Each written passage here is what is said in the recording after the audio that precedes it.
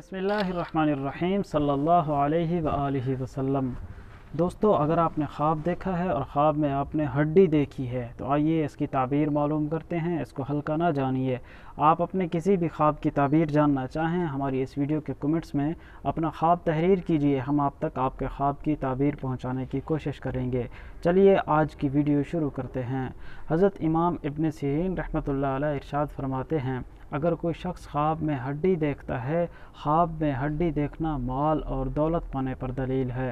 हज़रत फरमाते हैं, अगर कोई शख्स देखे कि उसको कोई हड्डी मिली है और उस पर गोश्त चढ़ा हुआ था, हज़रत फरमाते हैं जितना गोश्त उस हड्डी पे चढ़ा हुआ है उसी कदर खैर व बरकत, नफ़ा और माल पाने पर दलील है।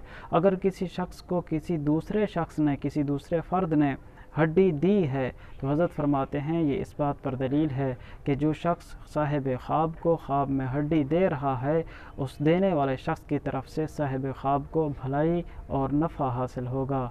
इसी तरह हज़रत मज़ीद इरशाद फरमाते हैं, अगर साहिब ख्वाब देखे कि उसने जो ख्वाब में हड्डी देखी है उस पर थोड़ा गोश्त लगा हुआ है तो ये थोड़ी भलाई और थोड़ा नफ़ा पाने पर दलील है।